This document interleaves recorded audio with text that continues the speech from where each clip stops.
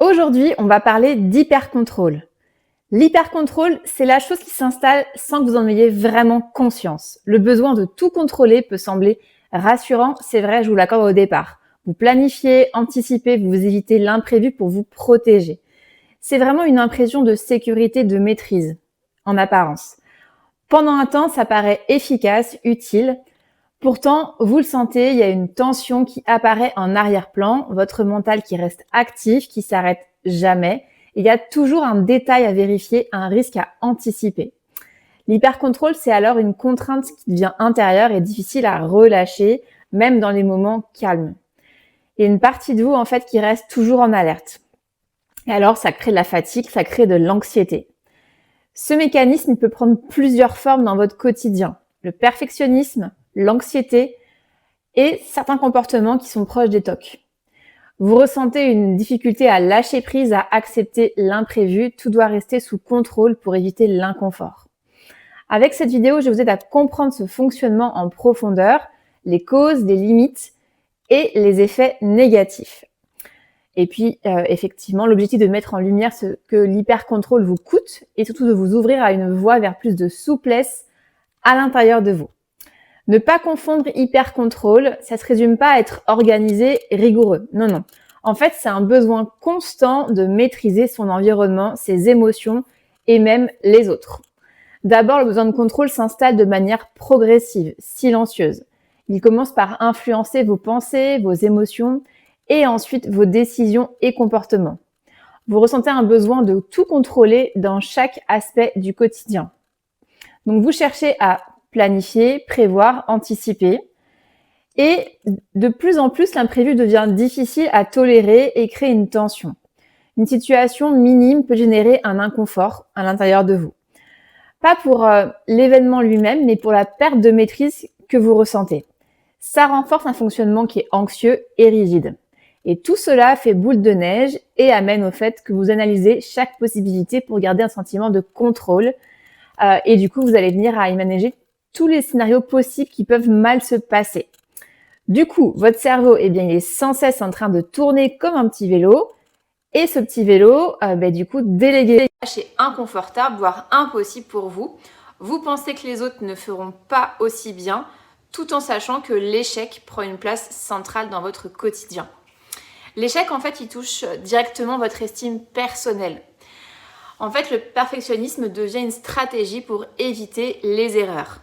Progressivement, donc sans que vous en rendiez compte de suite, l'hypercontrôle s'installe comme un mécanisme de défense inconscient. À la base, c'est pour vous protéger de l'incertitude, des émotions inconfortables. Mais ce fonctionnement devient compulsif avec le temps. Donc, expliquer en fait ici l'origine de l'incertitude des émotions inconfortables, c'est fait que vous avez du mal à vous détendre, même dans un environnement sécurisé. Votre corps reste en alerte tout le temps et votre mental ne ralentit pas. Cette tension continue alimente votre anxiété, votre épuisement, votre stress. Ce fonctionnement, il mène à des comportements comme la procrastination. Vous pouvez attendre que tout soit parfait avant d'agir et donc votre hyper-contrôle devient alors un vrai frein à votre vie. Et ça devient en fait un cercle. Le perfectionnisme et l'anxiété renforcent le besoin de contrôle et ce cercle négatif empêche le lâcher-prise et alimente une vigilance permanente. Et donc, effectivement, ça devient une vraie défense face à l'incertitude. Le perfectionnisme et l'anxiété se nourrissent mutuellement dans ce cercle négatif. L'un renforce l'autre et maintient le besoin de contrôle. Vous entrez alors dans une boucle difficile à interrompre et cette dynamique devient progressivement automatique. Plus vous vous appuyez sur le contrôle, plus il devient nécessaire. Le moindre relâchement crée une sensation d'insécurité. Vous ressentez le besoin de reprendre la maîtrise tout le temps. Et cette tendance empêche du coup toute forme de lâcher-prise et de spontanéité durable. L'hypercontrôle prend toute la place dans votre quotidien. Donc, les causes de l'hypercontrôle. Ce besoin de tout contrôler ne naît pas par hasard, un beau matin. Il s'est construit pour vous aider à faire face. Vous avez appris à anticiper pour vous protéger. Ce fonctionnement a longtemps eu du sens parce que derrière ces besoins de contrôler, il y a une expérience ancienne ou l'imprévu a été vécu chez vous comme dangereux, insécurisant. Votre cerveau a alors appris à anticiper pour protéger. Et donc effectivement, l'hypercontrôle s'est construit dans votre histoire entre vos 0 et vos 20 ans, comme une réponse à des situations où vous n'aviez pas la possibilité de vous sentir pleinement en sécurité. Ça a été une stratégie qui a eu du sens à un moment donné, face au traumatisme passé, face à un père, face à une mère, et face à l'incertitude, votre cerveau a cherché à se protéger, et donc il a mis en place des stratégies pour tout anticiper et éviter l'inconnu. Alors ça devient un mécanisme de défense pour retrouver un sentiment de contrôle. En fait, un trauma, qu'il soit émotionnel, relationnel, crée une insécurité profonde. Les personnes qui ont vécu des situations traumatiques cherchent souvent à se protéger. Elles développent un besoin de contrôle pour éviter de revivre ces expériences. Ce réflexe, il vise à réduire l'anxiété. Les causes prennent donc racine dans l'enfance. Ça peut être un environnement instable, imprévisible. Ça peut être également effectivement des remarques sans cesse du parent, par exemple. Ça peut être un événement isolé, traumatisant. Et du coup, vous avez appris à vous adapter.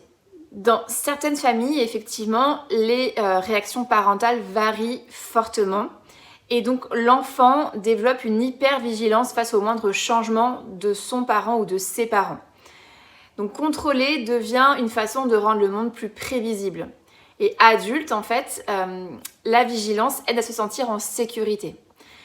Mais là où ça devient problématique, c'est que du coup, quand ça devient un automatisme difficile à remettre en question, car vous cherchez à tout contrôler. Même lorsque le danger, du coup, n'existe plus, que votre contexte de vie est devenu stable, que vos parents ne vous contrôlent plus, en tout cas plus vraiment comme avant, et du coup, vous cherchez tout le temps à rester en sécurité. Mais le problème, c'est que du coup, ces sources d'anxiété profonde, ça vous enferme dans un fonctionnement complètement rigide. Ce qu'il faut comprendre, c'est que le passé, en fait, est devenu limitant pour vous. Tout ce que vous avez mis en place, là, votre château fort, c'est devenu complètement comme une prison. Et dans la vie, non, tout ne peut pas être anticipé, maîtrisé. L'imprévu fait partie du quotidien et il reste inévitable. Et heureusement, j'ai envie de dire, sinon on s'ennuierait beaucoup. Mais pour vous, le problème, c'est que l'anxiété ne disparaît pas lorsque vous contrôlez davantage. En fait, elle se déplace vers de nouveaux éléments à surveiller. Vous trouvez toujours quelque chose à anticiper, à ajuster. Et ce fonctionnement, il maintient un état anxieux permanent. Ce besoin de tout contrôler devient un état intérieur durable. Cette tension, même lorsque tout semble calme, elle est toujours là. Une partie de vous reste en alerte tout le temps face à l'inconnu. Et cette vigilance, elle devient complètement oppressante, elle use vos ressources. La charge mentale augmente sans que vous en compreniez l'origine. Vous avez du mal à vous détendre dans le moment présent et le repos devient difficile à atteindre. À long terme, ce besoin de tout contrôler réduit votre spontanéité, votre influence, comme j'ai déjà dit, et vos relations avec les autres. Vous restez focus sur la gestion, l'anticipation, vous devenez moins disponible pour partager pleinement des vrais moments avec votre conjoint, avec vos enfants, avec votre famille, vos amis. Il y a une distance qui s'installe et ça réduit effectivement la fluidité, dans vos échanges, la fluidité.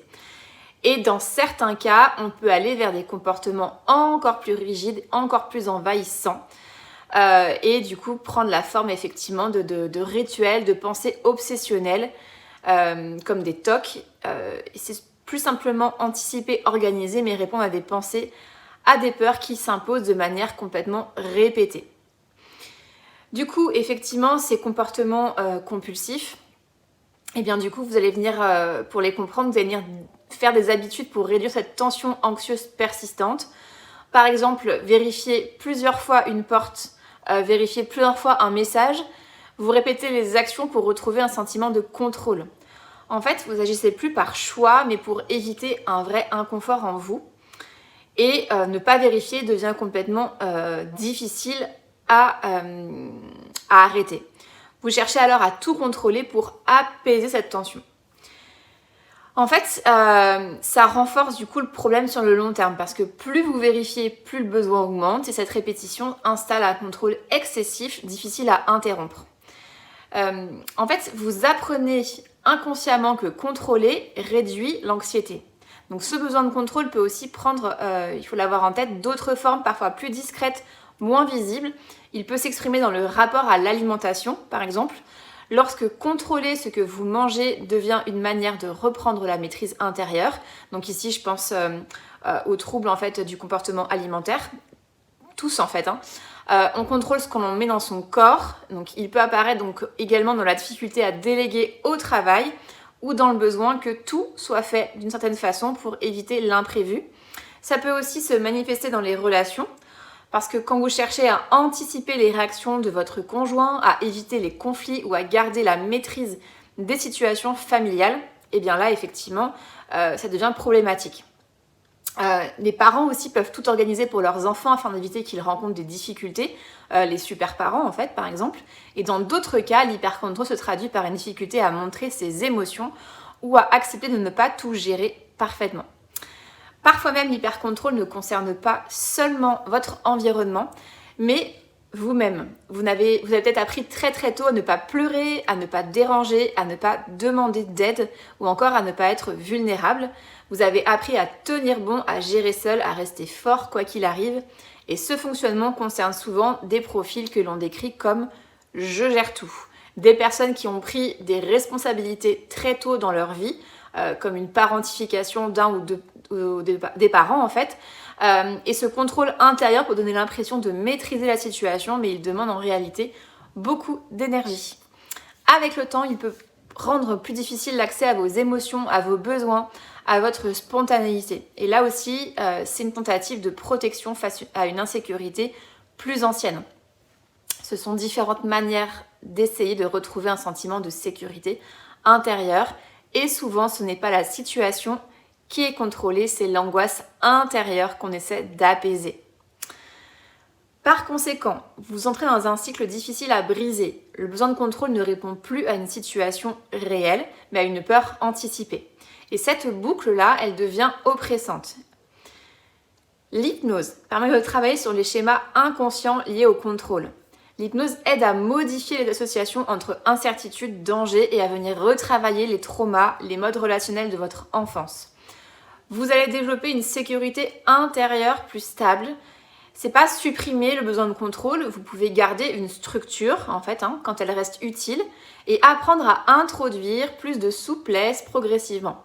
Ainsi, vous découvrez qu'il est possible de fonctionner autrement, vous acceptez que tout ne s'effondre pas sans contrôle constant. Et avec l'hypnothérapie, vous allez laisser davantage de place à l'imprévu et au moment présent. Progressivement, relâcher devient plus accessible. Je vous remercie pour votre écoute. Je vous laisse liker, partager cette vidéo. Et si vous êtes intéressé par un accompagnement, je vous laisse regarder toutes les infos dans ma bio. À très vite.